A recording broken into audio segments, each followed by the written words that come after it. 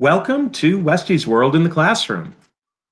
I like to engage people on Twitter in a lot of different activities, and from time to time, I'm going to ask people on Twitter to share their thoughts and their experiences so my students at South St. Paul Middle School can get a better understanding of what people are feeling and experiencing throughout the country and throughout the world. So, this first edition is called What is History?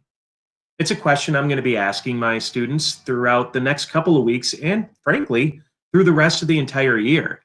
And so I've asked people to share their responses using the hashtag SSPMSPackers and hashtag What is History? And so here are some of the responses that we've gotten in the past week and several from years as well.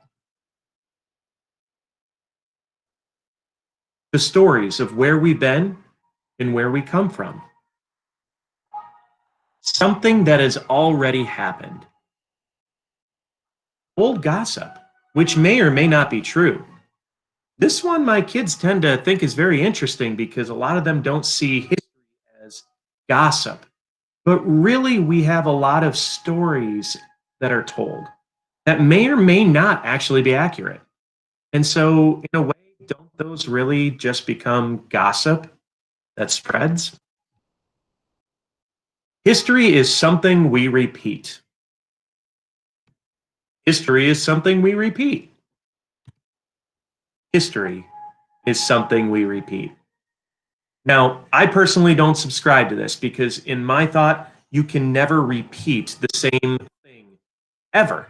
You can do something similar. For example, I've put this cheese head on my head before, but at this specific time, at this specific moment, nobody in the history of the world has ever put a cheese head on my head except for me, which just happened in the past a few seconds ago. But if I take this cheese head and do it again, I didn't just repeat history. I created an event that was similar to what had just happened about a minute ago. History is a collection of events told by many different perspectives. My students are really going to get to understand that word perspective as we're going to be looking at that and using that throughout the entire year. The description or the study of the past. Now, all of these answers have come to us via Facebook. And then you have this one. History is channel 64 or 621 in high definition. And that comes from my little brother, Corey, because where he lives, the History Channel is channel 64. Here's a response from Twitter from Mary Catherine Ricker, who is currently our education secretary, if you will, commissioner of education in the state of Minnesota. And she says, for me, history is a story of the past from a trusted narrator. Interesting. I would also ask Mary Catherine, does it have to be a trusted narrator? Can it be a narrator that we don't trust? How is history preserved? What does that mean? Does that change how we view things? Interesting. Here's one from the mayor of South St. Paul, Jimmy Francis. History is the best. The older I get, the more I realize reading, learning about history, good and bad, leaves clues for us to create more history and do good things for future generations to learn and grow from. Interesting. He also says that his office is full of history, and that history is life learning. I love that. Patrick Wiggins says history is what we need to remember about the past in order to become better in the future.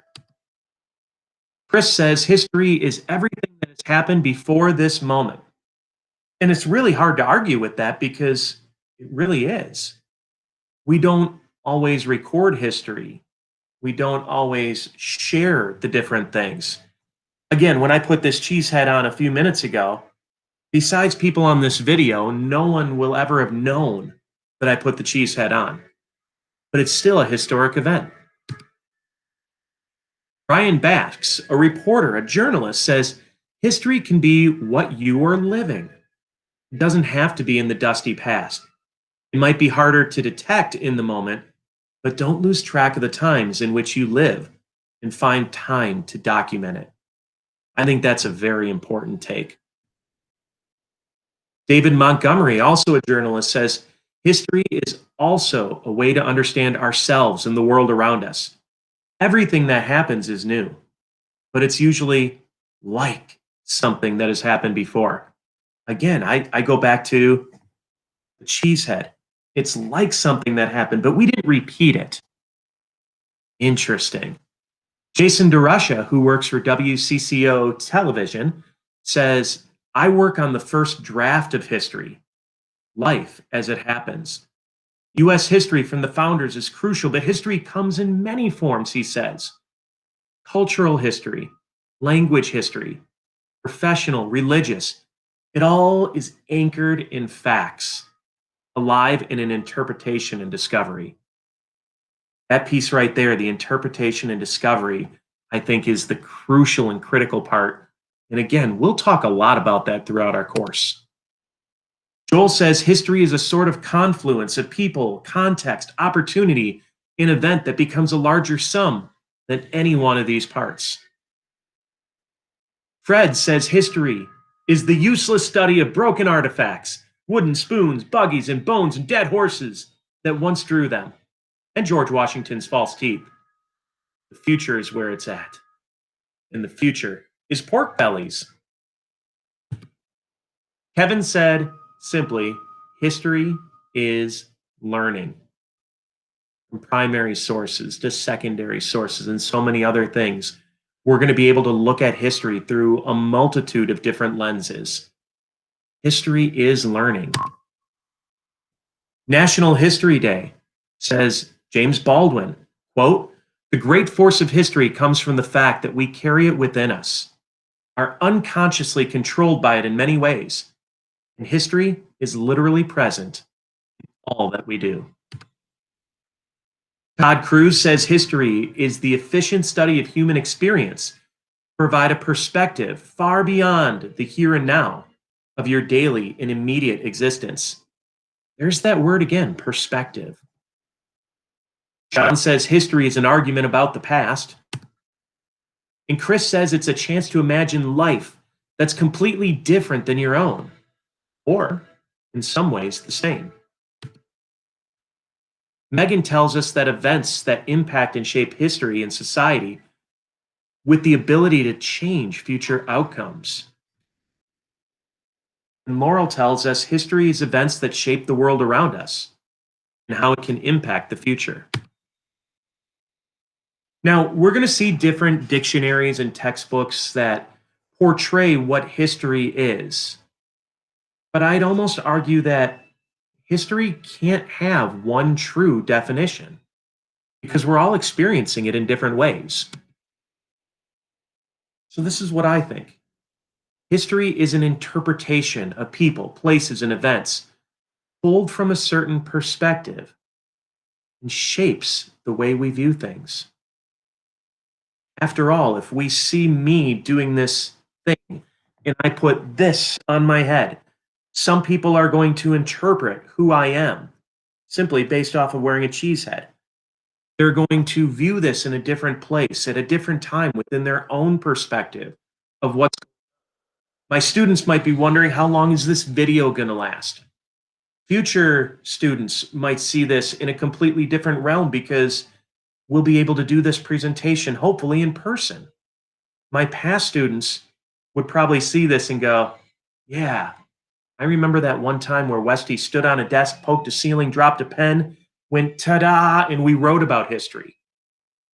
Everything has got a perspective, and it shapes how we view things. So our sixth graders have also written down what history is. History to me is something that happened in the past or is going to happen, and something that is going to happen is important. Mr. Karenchin, my sixth grade partner, says history is explanations of the past through many different points of view. Oftentimes, different points of view create different interpretations of history.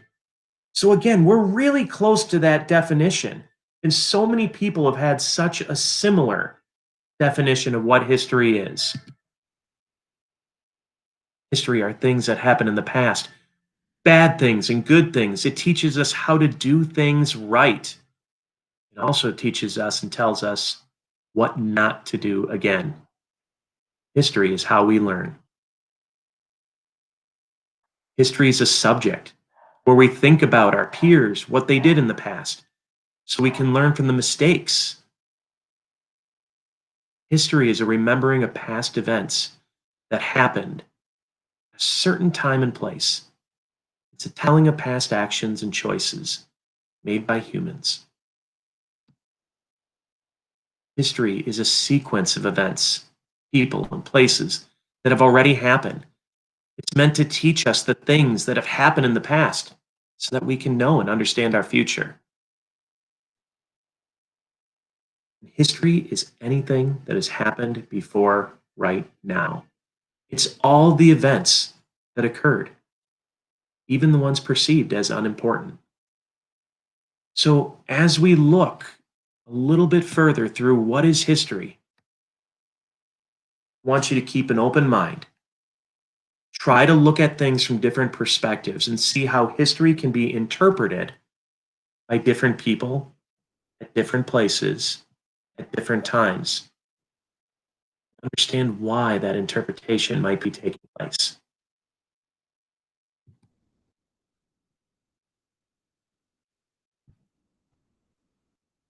That's all I got for today. So, as my students move on and they're writing down what their interpretations of history are, and as they watch this and see how perspectives are very similar and how they changed, we'll revisit this throughout the year and we'll keep asking people, what is history? Thanks for watching.